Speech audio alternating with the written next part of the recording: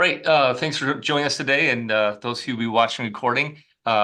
Today we have a great dialogue planned between the Reverend Dr. Chad Lekeys, who is Vice President of Lutheran Ministries, and David Ruffner, Reverend David Ruffner, who has made a transition from the parish ministry in Michigan, and actually it was your first parish, I think, and you could tell a little more about each of your 2-minute, 3-minute, 4-minute stories as you do this, or weave it into your dialogue. But David's associate pastor is Chad's father-in-law, and he was instrumental in bringing Chad to the Christian faith because Chad, when he was in high school, was not a Christian. So Chad is a member of our congregation, so I've gotten to know him very well. And Dave's an old friend back when we were at seminary, and just thought it would be good to hear, sort of picking up on something that Dr. Bartel and Robbie had in the last session, how we take the language of the church or the language of the gospel into the culture, into and how we share the gospel with people who may not know Jesus, and what Lutheran Hour Ministries and 1517 are doing to either equip the church to do that, or however they would like to discuss this. I'm interested in this conversation too, because a lot of times they're doing so many good things. I'm new to 1517, and so I'm learning more about it. And I went to a couple presentations at Best Practices in Arizona, and I was impressed with what they're doing.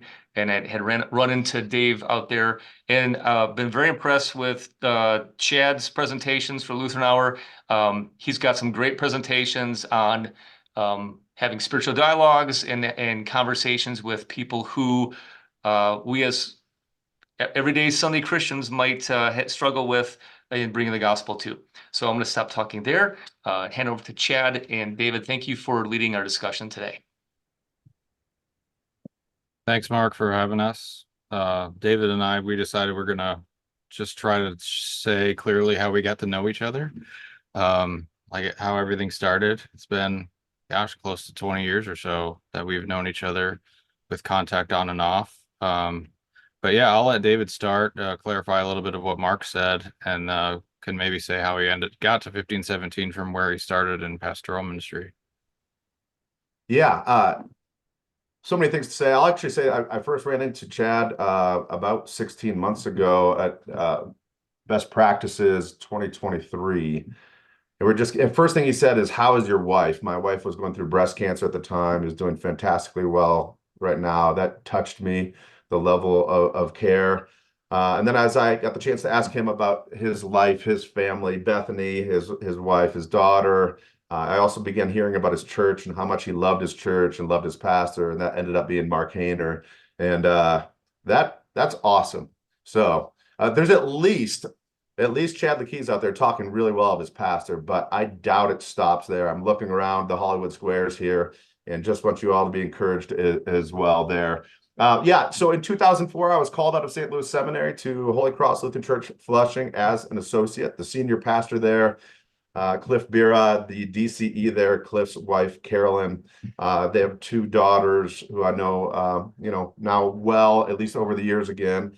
And Chad is married to one of those daughters. So I ended up serving my first 5 years as an associate in the very place where Chad first heard the gospel and first experienced life together in Christ's church, which is a pretty great connection point. Beyond that, then I served 11 years in West Michigan in Dutch Reformed land, kind of secretly more Roman Catholic than Dutch Reformed, but the Roman Catholics were quiet there and the Reformed had a loud bark.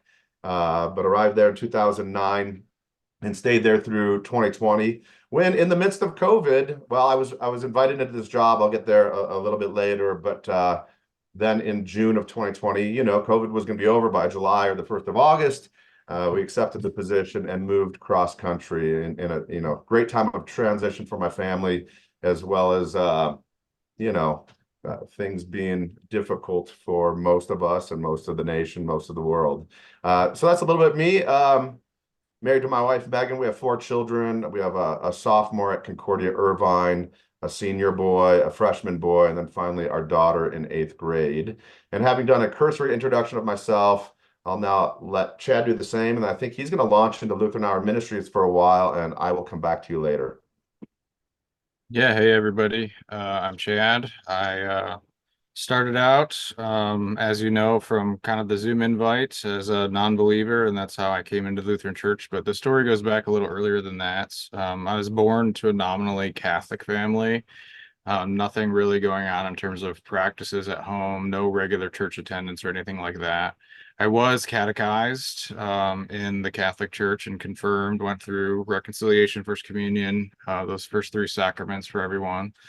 But for me, by the time I got to the end of those years of obligation, I was also about 13, bit of a rebellious teenager, but wanted out of the random obligations to, get up on some arbitrary Sunday morning and go to church. Every time I was there, I didn't understand what was going on. No way really to assimilate, going so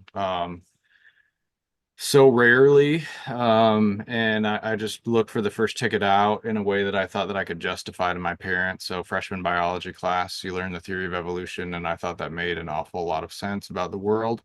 I still think that it is the sort of thing that the church could give better attention to because it has really significant explanatory power. And we just don't give it a lot of attention just from that regard. We tend to be antagonistic and just kind of fight off those sorts of things, which renders, I think, a good accusation against the church that we're sometimes anti-science, which I don't think we legitimately are. But at any rate, my experience was a lot of people refuse to talk about that.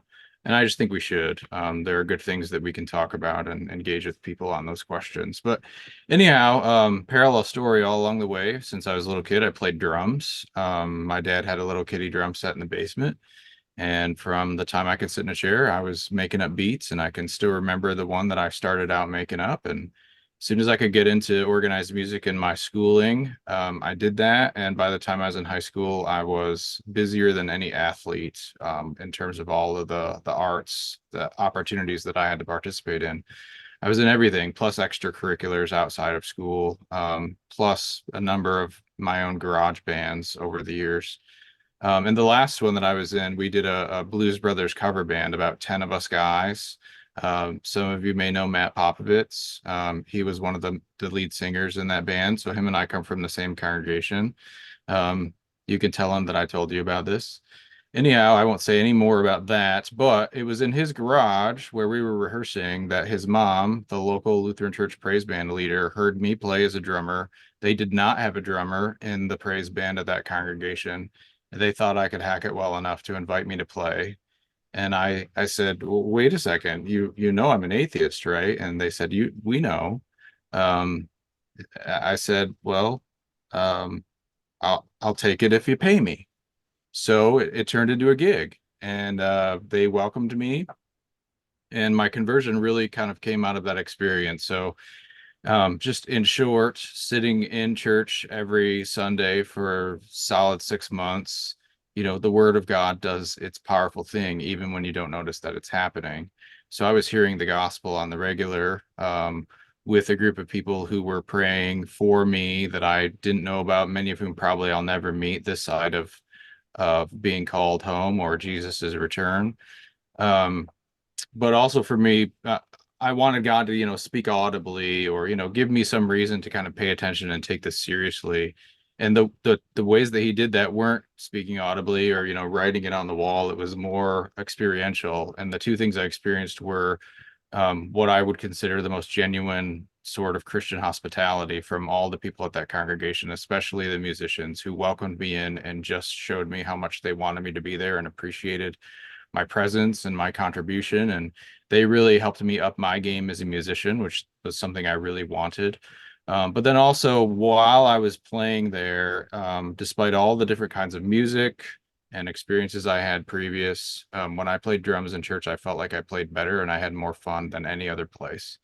And I couldn't really explain that except now kind of in retrospect that, God is a God who gives gifts, talents, skills, and abilities. And shouldn't be any surprise that when you use those gifts, talents, skills, and abilities in service of him, he kicks you back a little bit of reciprocal joy and fulfillment and all of that. And so those two things were just a tipping point. And 6 months into my freshman year of college, I went to bed one night and said, God, I still don't know if you're real, but I'll give you a chance. And in that moment, everything changed. Prior to that, I hated school. I was a decent enough student. I didn't have to do work to pass, but I got A's and B's. But then, I just dove into trying to figure out how to adjust from this very materialistic worldview into a Christian one. Apologetics was very helpful for me in that regard, but it's formed my attitude now about apologetics pretty significantly, that it works mostly for Christians and not really very much at all for non-Christians. Um, and then uh, I just became someone interested in reading and writing. Felt the call to go to seminary about 6 months later. By then, I'd been at that congregation for a year. A lot of people knew me, and they validated that sense, that kind of aspiration for me to go. They encouraged me for the next few years. Came to SEM '02, graduated MDiv in '06. Wasn't certain that a parish was the right fit for me and my predispositions, personality, and interests. So I stayed and did a PhD. Wasn't quite sure what I wanted to do, but ended up being a church and culture guy. Wrote on ecclesiology and church practice, the cultural captivity of the church, and thought I'd want to teach at a university. Also wasn't sure how that was going to work out, but I eventually was called to Concordia University in Portland and taught on the theology faculty there for 7 years before I was called to LHM in 2019. And I've been here just a little more than 5 years, but have been working with the organization for 6. So that's a bit of my background. And I think from there, David, do you think it'd be good if I just kind of launched into, what drew me to LHM then? Absolutely. Okay. So while I was teaching and while I've kind of got all this background story of being an adult convert, they were launching a new ministry called Thread, which was at the time a digital outreach effort, completely aimed at people like me who were in some way distant from the church, farther away from Jesus than most Christians are, or non-believers altogether, right? The unchurched, the de-churched, and so on. And they reached out and tapped on me and said, "Hey, do you think you can contribute to this as just a writer?" And I said, "I'll try my hand at it." And with all my pastoral training, I start writing stuff that throws the whole gospel at all of these people, and they're like, "No, no, no, we don't want you to do that. We wanted to kind of take a little bit longer of building this relationship of trust with readers and our audience before we kind of give them the full measure of the goods. So, maybe like signal toward, what it's like, what makes your life different as a follower of Jesus." I'm like, "Oh, okay, I could do that." It took me a little while to make this adjustment. But I finally understood what they were trying to do, and I enjoyed writing for them. And they even asked me to come to speak at a really large conference of donors and talk about this experience. And what I enjoyed the most was participating in a ministry that was trying to reach people who were like me roughly 20 years prior, and being able to use my story and the skills I've developed to do that. And that relationship after a year turned into an opportunity to come work for LHM full time. And I accepted that in 2019. And it's a sad thing to say, but thank the Lord I did, because all of Concordia Portland closed, announced closure in February of 2020. None of us knew that was going to happen. We thought severe austerity measures were going to happen. I could tell you about that whole closure in a totally different conversation, but I was here, I was settled, and about 7 months into a completely new job, very different than academia, and the pandemic hit. And so we were all stuck at home, and I've been working predominantly from the same office ever since. Much of what we do at LHM is about outreach. We are trying, especially in North America, to share the gospel with people near and far. Our headquarters is here in the St. Louis area. And we're trying, especially in North America, again, to equip the church that exists here to do the same, right? With energizing resources, with empowering materials and modeling and research. And then globally, we've got a presence that hits roughly 30 or so countries. Well, more than that at this point. In terms of boots on the ground, our ministry is entirely indigenous. We don't send American white people out. We train people on the ground to reach people who look, sound like them, who share a culture with them. They're lay folks most of the time. We work when we can and as often as we can with the state Lutheran churches that are in the area. Um, and then we're media present in about 50 or 52 countries via satellite radio, satellite television, and so on, mostly in places like the Middle East and North Africa, which are predominantly Muslim, and it would be unsafe for us to have a physical presence there. So that's the way that we do that. But I would say, as a whole, we're a mass media gospel proclamation organization. You know us best from the Lutheran Hour. It is going to be starting its 93rd season this fall. It's the longest running Christian radio program in the history of the world. And if I can give you just a little bit of history, I'm going to share my screen. And I'll tell you just a quick story of kind of where we've been and how we came to be and what we're up to now, with a couple of slides.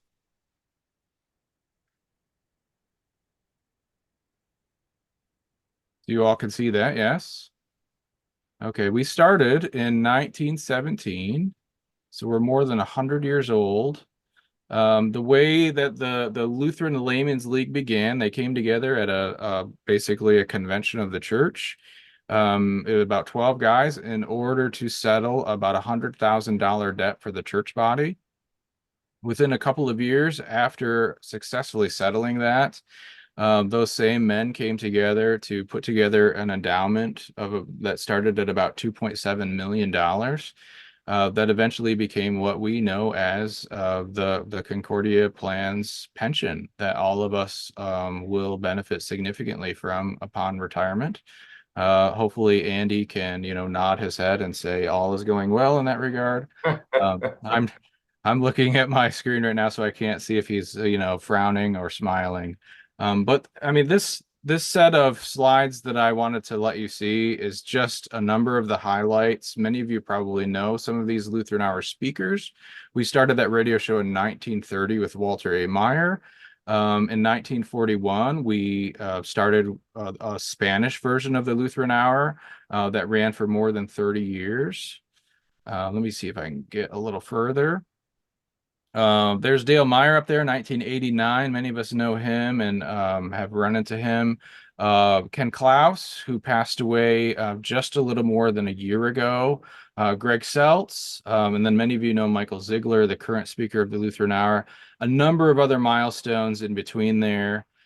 Here are some of the more recent things that have happened in the last decade or so.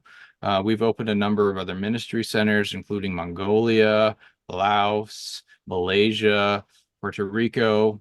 Some of these have come and gone. Puerto Rico was more of a temporary effort. I got to help oversee some of that when I came in as part of the partnership with the LCMS Latin American Caribbean region. They reopened their mission locations there, and we partnered together for a while after Hurricane Maria. And then even more recently, you can see a number of our research projects with Barna falling in there. Iceland, we started a partnership with them. PAC7 is a Pakistani satellite radio and television network. We launched a new podcast called The Gospel Adventure Show. And in the last year alone, we've launched 4 new ministry centers in Nepal, the Democratic Republic of the Congo, Peru, and one of the countries, I think Kazakhstan, but that might be an older one.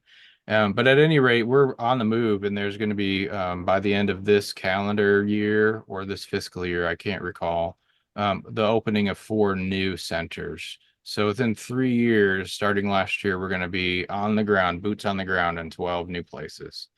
And these are some of the areas of the world that you can see that we're either boots on the ground. Those are the red dots.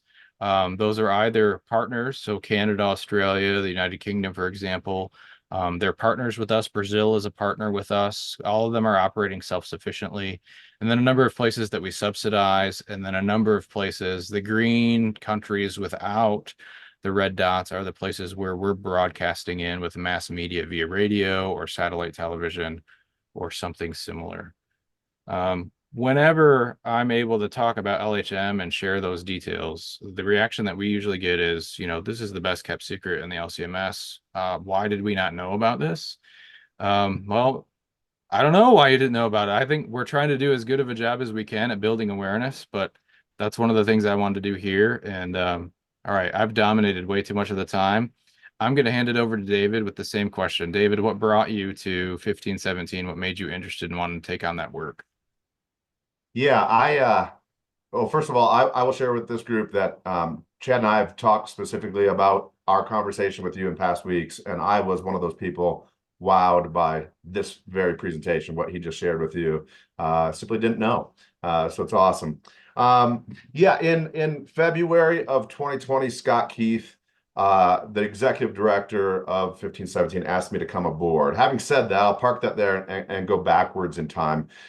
Came out of seminary, St. Louis in 2004. Good to see you, Dr. Bartelt, and many former classmates of different grades. Really fun just to see some faces that I haven't seen in some time.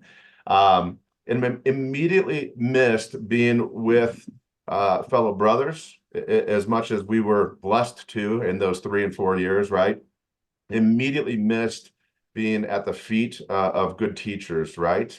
I was part of a great team in those first 5 years, but I missed that.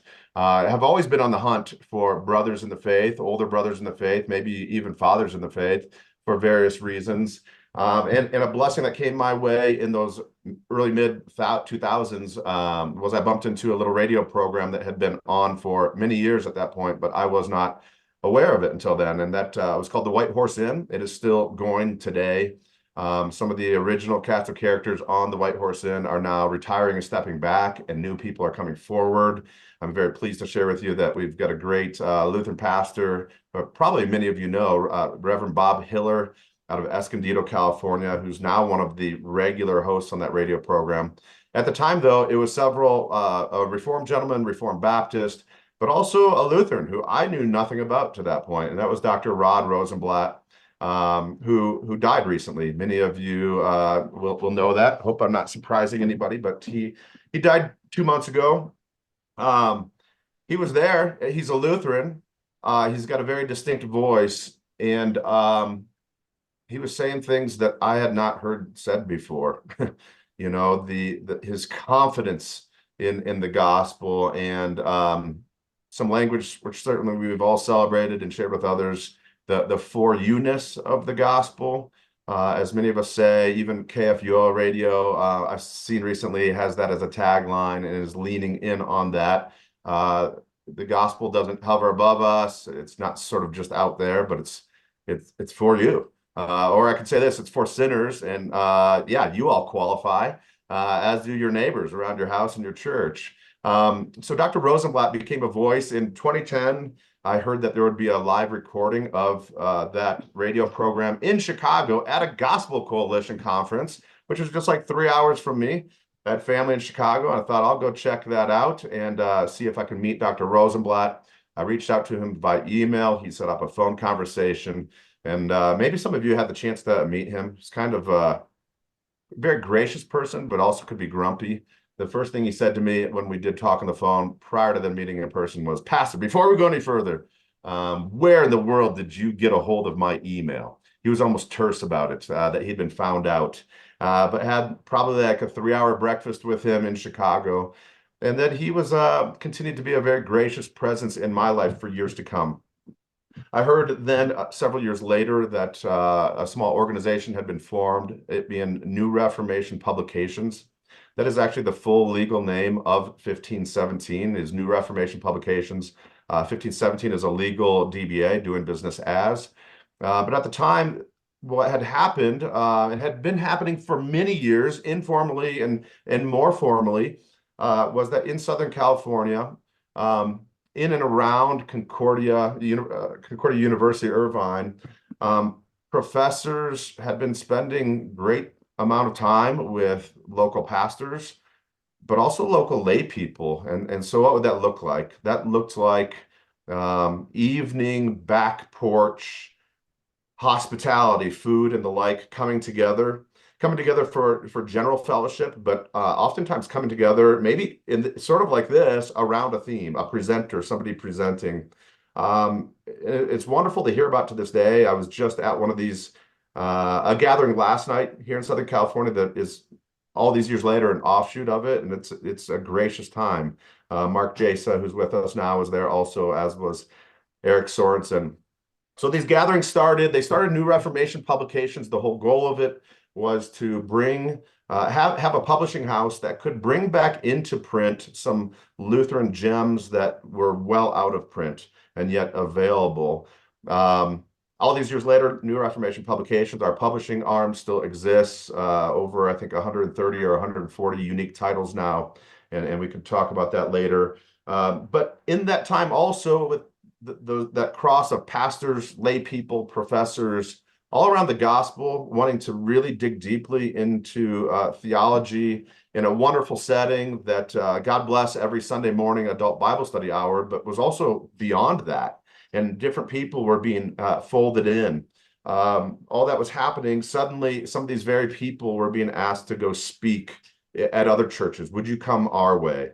And Rod Rosenblatt, as well as several other professors at Concordia Irvine, had in those years, as probably happened before and has happened since, were producing graduates of the university who were going on to get their PhDs and who were thought of themselves as gracious presences. That would include Dr. Adam Francisco. Maybe many of you have had the chance to hear him or know him. Dr. Adam Francisco, Scott Keith, PhD in Melanchthon Studies, Oxford, David Anderson, who was for a time back in the day at Concordia, Ann Arbor, Dan Vidvoris, who was a professor at Concordia Irvine, and more. I'll just say that, and more. So all this was happening. People were being asked to come out and speak, and they started doing that. They started organizing that. At this point, I can stop and say 1517 in some way is both an accident and maybe to that accident, then dreams were added, prayers were said, people offered their service, their time. People, even donors, offered their money, and 1517 came into existence. By the time I first really crossed paths then again with 1517, that was 2016. A book had been published by the executive director. The name of that is Being Dad. And I read it, and in terms of the gospel and the vocation of parenthood and fatherhood specifically, I'd been a pastor at that point for 12 years, and it changed my home life. Vocationally, it changed my home life. And so I can say in those years, 2016 and beyond, suddenly 1517 became some people who were, I'd call, if you can call an organization a friend, I was growing in that place where this organization, the offerings that they're making, the message that they're sharing was being a blessing to me as a husband, a father, a neighbor, a brother, a son, and yes, certainly vocationally as a pastor as well. In 2017, I went to their, they were throwing, as were many other organizations, a 500th anniversary celebration of the beginning of the Reformation, if you'll count it that. By the way, when I got to Grand Rapids in 2009, the Grand Rapids Reformed folks, in the front page of the paper, were celebrating the 500th anniversary of the Reformation, 2009. And I said to myself, what could this be? And I read the article, and they were beating us to the punch because one John Calvin was born in 1509. So just so you know, out of the womb, he was reforming, maybe, apparently. But the rest of us in 2017 were doing that. My wife and I went to that conference. It still goes on every October in San Diego.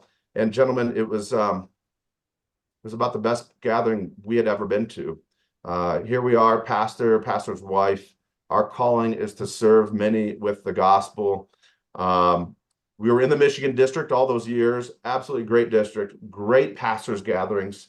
But like probably most every pastor gathering we've ever been to, it's a working conversation of one type or another.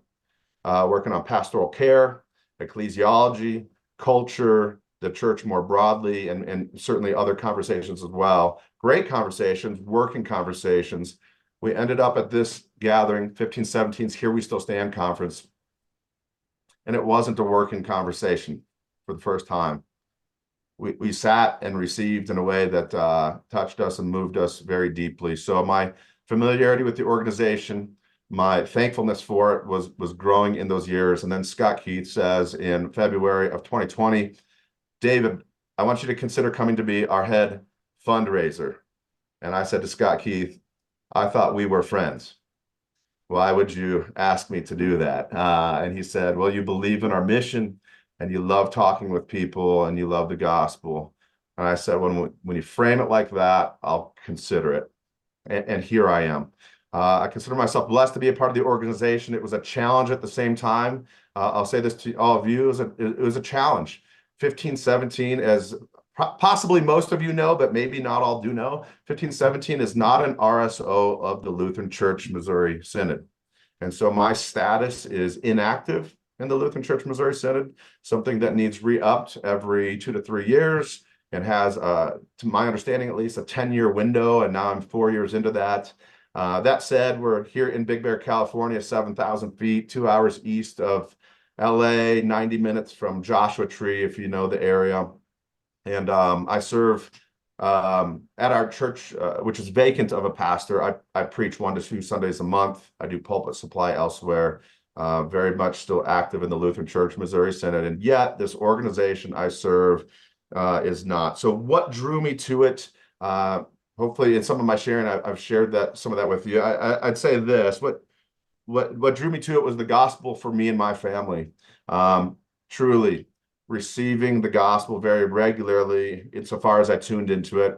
Not like 1517 has a corner on that market, but for me, it was the right organization with the right message at the right time. And laid across, as I've shared, a variety of my vocations.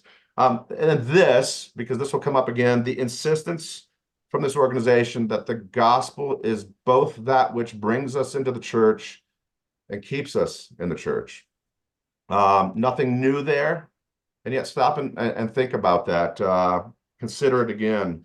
A real gracious organization. I hope that we're gracious. I'm sure that we have had moments when we've lacked grace. I'm sure that's true, but a very gracious organization.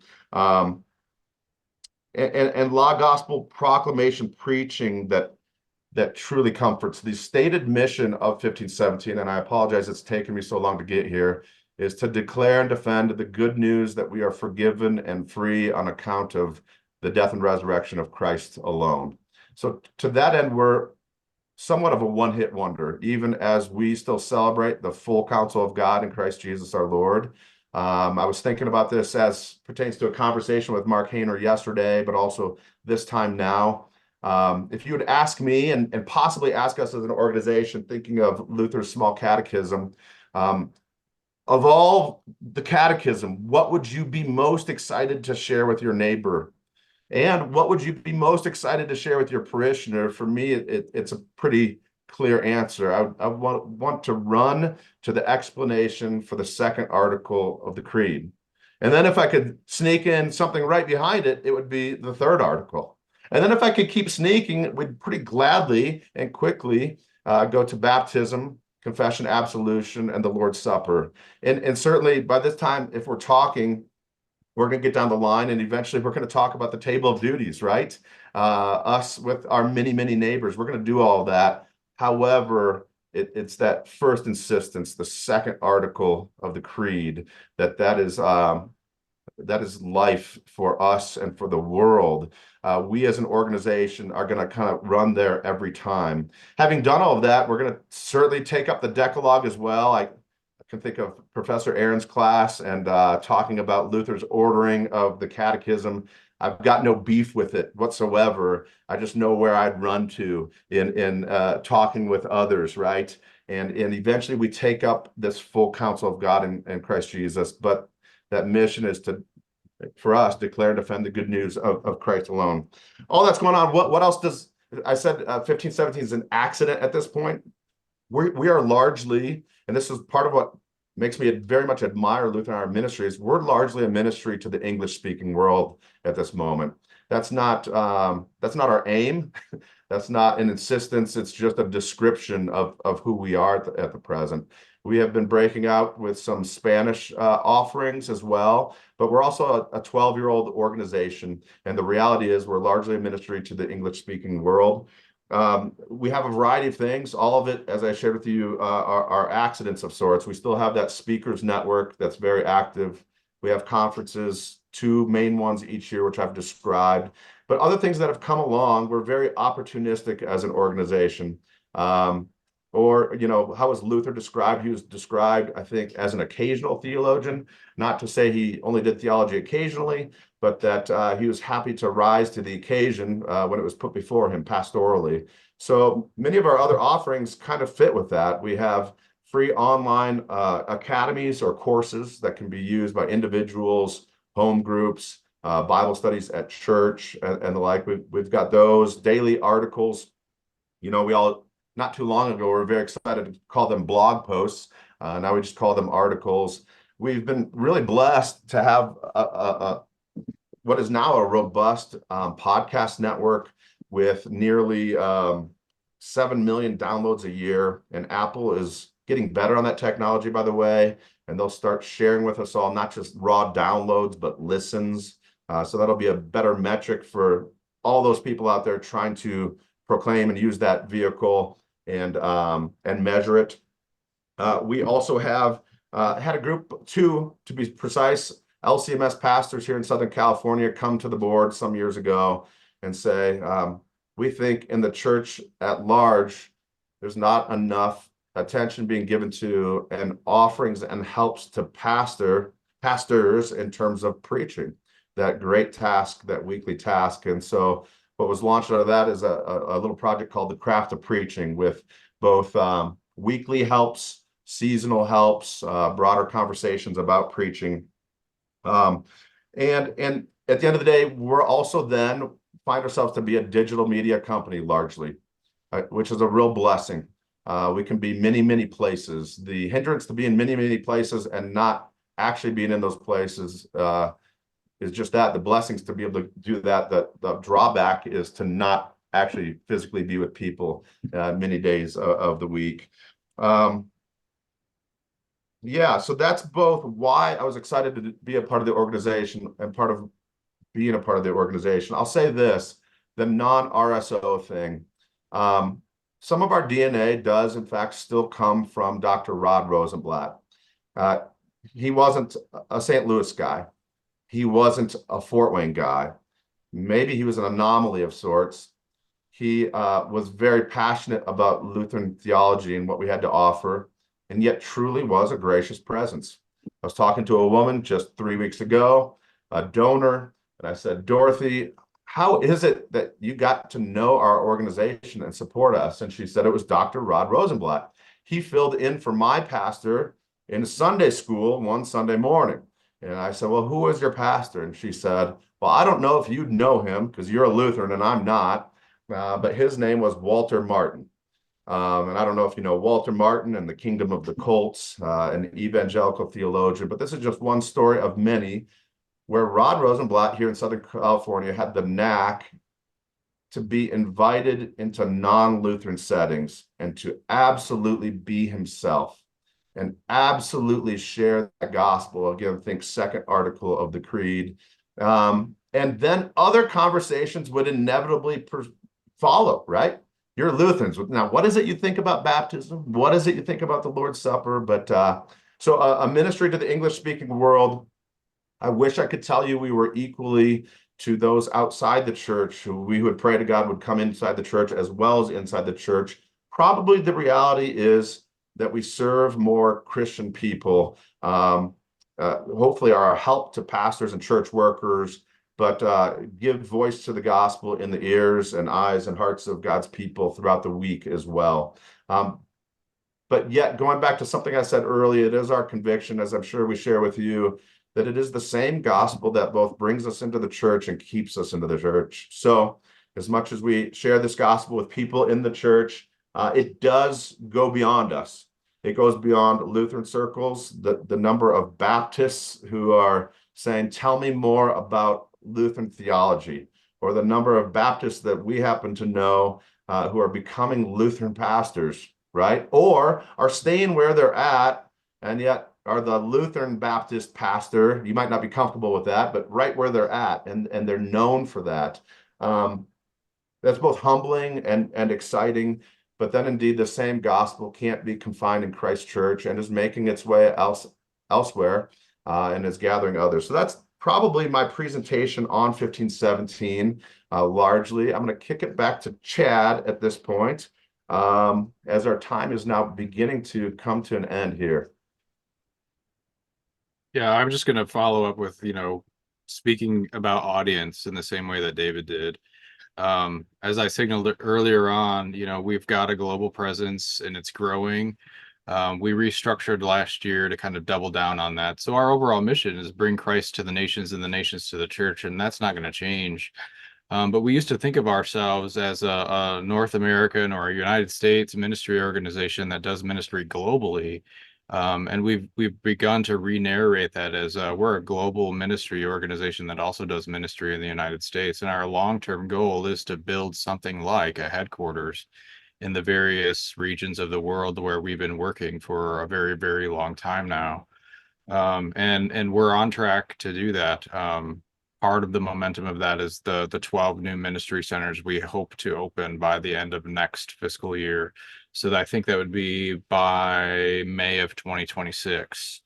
And as I said, we do that indigenously in the United States domestically. One of the biggest populations that we reach that's non-English speaking is the next largest language group here, Spanish speakers. Our Hispanic ministry has been going on now on and off since the 1940s. Melendez being the original Spanish Lutheran hour speaker. And then it's come and gone based on, timing, capacity, staff, dollars, and so on. But for the last while, it's been going very strong. The last 5 years, it's grown significantly. It's one of the areas that I'm responsible for. I'm not the vice president of Lutheran Hour Ministries. I'm one of 3 vice presidents. My area is ministry engagement. But while for the 5 years that I've been there, prior to this promotion, Hispanic ministry has been my responsibility. As you can see, I'm neither Hispanic nor, I'll tell you truthfully, do I speak Spanish very well at all. Right, muy poco would, just very little, and I can understand it a little bit. Interestingly, my wife is fluent. She's been a Spanish high school teacher for a very long time. But domestically, we do ministry in the exact same ways we do it internationally. We leverage indigenous members of that population to tell us how best to engage with that population. So probably some of you at least know Hector and Beatrice Hoppe. Hector used to work for a long time for CPH. He translated or edited many of the Spanish materials that they've published. Beatrice has worked for Lutheran Hour Ministries for more than 20 years. And she is kind of the expert to me. She has taught me so much about how to do this ministry. And as a manager, I just try to say, what do you need? How can I clear the path to help you be successful? She understands how to do this ministry. And so in the last 5 years of us working together, I'd say at the very beginning, we both thought it was a quite unlikely partnership, but God has really blessed it and that ministry has grown. And we've got lots of big goals. It's 66 million people in the United States are Hispanics. Many of them are immigrants. They moved here. Their primary language is Spanish. And many of them have been here for a while. They've had children and grandchildren, second and third generation. And we're trying to do ministry to all of them in both Spanish and English, but in a very culturally sensitive way. They hear and receive the gospel, and they engage with the church in a different way than most of us, sliced white bread Anglos do. And that matters to us. So we try to deliver in a way that they're best going to connect with that gospel. That's nevertheless the same for all of us. A handful of other things that we do very quickly, the digital outreach is still ongoing. Thread is still a ministry. We've rejiggered it, however, because the way the algorithms work, there's no way to beat them.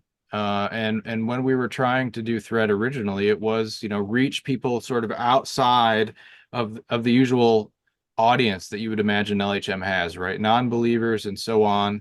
And the algorithms just don't allow you to do that when people who are connected to LHM and know about Thread reshare your content.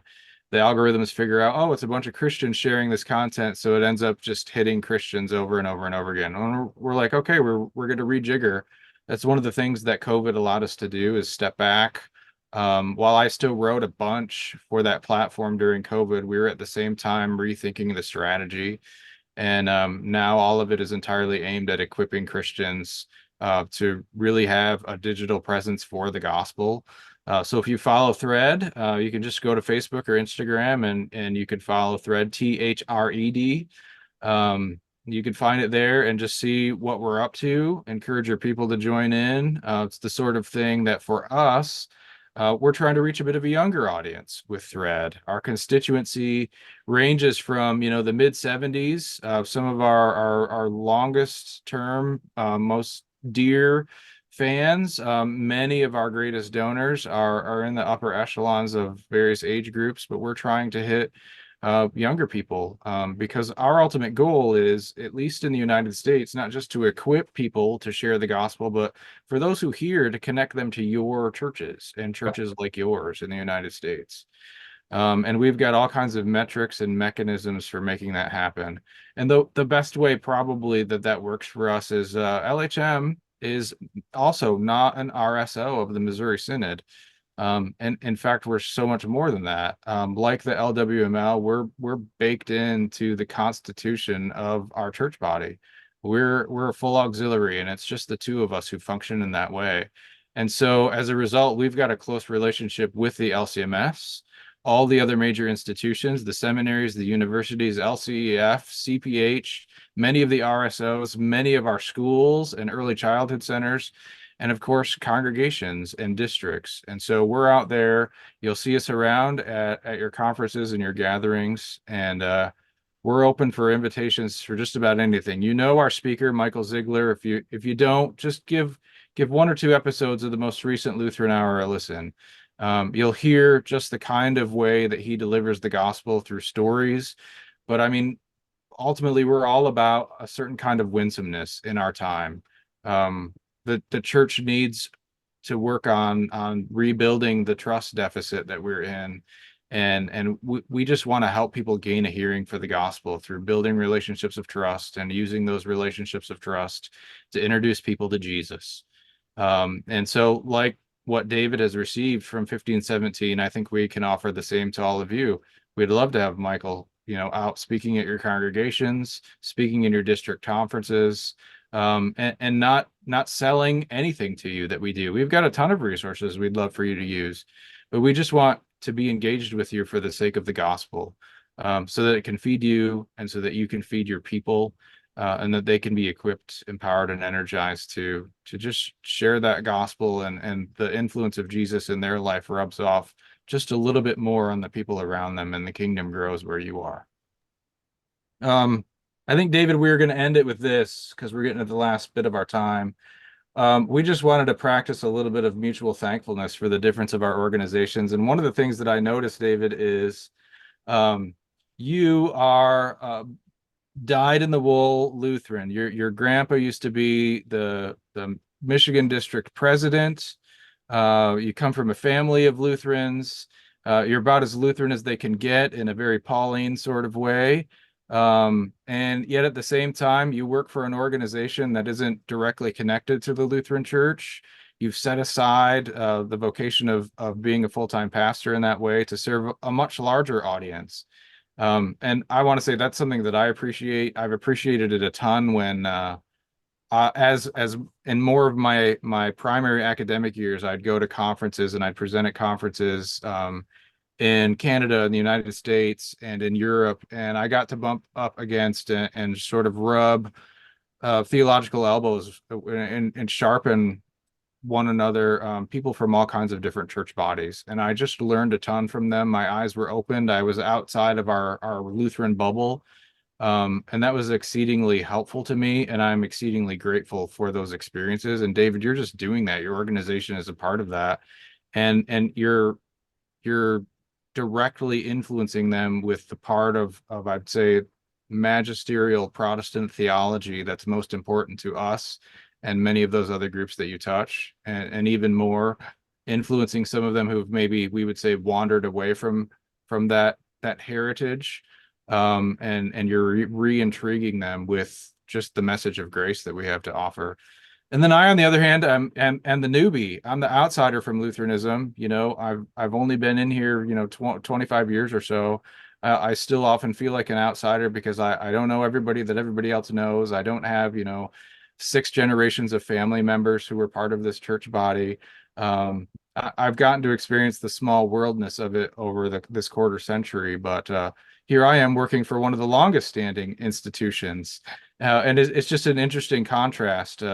But David, I'm super thankful for 1517. I've gotten to meet a number of those guys over the years, and they've hugely blessed me. And I'm super happy for the LCMS DNA and everything that we covet and treasure, and hold near and dear to be kind of going out further through the work that you all do. Yeah, thank you for that, Chad. And I can add, I'm glad for Lutheran Hour Ministries for the Lutheran Hour. I'm glad to hear and see how far that Lutheran Hour and so many other gospel resources are going, not just in the States and not just in the English-speaking world, but beyond. Quite frankly, I'm amazed by it. I'm also glad for the time with Chad, our private time prior to now and now as well, to find out how much more Lutheran Hour Ministries, that is than just the Lutheran Hour itself. And finally, almost finally, I had no idea how hard baked in, as Chad said, Lutheran Hour Ministries was to the Lutheran Church Missouri Synod. And I'm really very pleased to hear of that. Not just one RSO amongst many others, but really hard baked in, and a very bright spot in the church, and hopefully the LCMS church celebrates that. I hope they do. Chad, it's been just a pleasure to reconnect with you and hear more about what you do, and then have your presentation given to this gathering as well today. I will just sneak in. It's probably close to a plug, but it's meant to be more than of an invitation. Somebody put on the side, how would they connect with our ministries more? Well, I think you're connected to Mark. Chad's easy enough to find. I'd like to say I'm easy enough to find as well. It's David at 1517. I took a screenshot of everybody here and plan on being in contact with you. But we do a fair amount of chaplaincy work, what I'll call chaplaincy work as well, which is people hearing the gospel and saying, where would I go locally to find this? And we want to know where you're at as well, because we'd love to send people to your churches as well. We are not the church. We are not a household of faith, as our individual households are, but also as our church households are. But we gladly point people to such places. So we'd love to do that with you. And then when we do get on the phone or maybe on email, I'd love to kind of poke and prod with you. What are you aware of with 1517? We know our mission very well, but we have a growing passion to be a help to pastors, to church workers, and to the church and her people as well. And if that's at all a possibility with you gentlemen and the churches you serve, we would love to do so. I'd like to thank Chad and Dave both for your time. When we send this out recording, we will have all the links, and you guys can share this whoever you want. I want to encourage the pastors who are here, or anybody else looking for a conference. Eric, I heard you speak. I never met you in person, but I heard you speak out in Arizona. It was a great presentation. Mark, Jason, I see you here. Old friend. I know you do a lot of good work. We had a good conversation the other day as well. So 1517 has a lot of good resources. You can have a circuit, get together, parish, conference, whatever. Check them out. And I can speak firsthand for Chad. He's a member of my church. He's a great preacher and does a really good presentation on reaching out to the unchurched and how to have dialogue with that. So our people really appreciated his presentation. So these are two great organizations that can really help resource if you want a weekend off and you want somebody to come in and teach and or preach. Definitely check them out. A couple other plugs before we get off. Dr. Bartelt, Dr. Robbie, and Dr. Veltz are hosting Reading the Two Texts Conference, June 4th and 5th. This will be in a link. It's in Northern Illinois. Just the idea of sitting around talking the Bible with those three guys and other guests is awesome. So I'm going to try to make it last minute. So look for the announcement on that. I'm looking for where, Dr. Bartel, where is this? I've been there before because I was used to be English District. We had our English District conferences. St. Mary's on the Lake Conference in Mundelein, Illinois. So that is Tuesday, Wednesday, June 4th and 5th. And you get to listen and learn and sit the feet at three of the greatest, in my mind at least, professors, Veltz, Bartelt, and Robbie. Also, I was asked to plug this. The seminary is producing two podcasts. Pete Nasker and Dave Schmidt do a weekly lectionary kickstart. So if you're looking for just some ideas about your sermon to come, it's a great podcast. They also do Tangible Theology, Learn and Live twice a month. They wanted me to push that out there as well. So if you guys want to stick around, you can for a little while. Afterwards, we leave it open. That's not recorded. You can talk and ask more questions. I always close about this time, though, just to be honoring our 1 hour. We'll close with the Lord's Prayer, and then if you want to stick around, stick around. And if you got to go, you got to go. So we pray. Our Father, who art in heaven, hallowed be thy name. Thy kingdom come, thy will be done on earth as it is in heaven. Give us this day our daily bread, and forgive us our trespasses, as we forgive those who trespass against us. And lead us not into temptation, but deliver us from evil. For thine is the kingdom, and the power, and the glory, forever and ever. Amen. Thank you again for your hour of time and for contributing.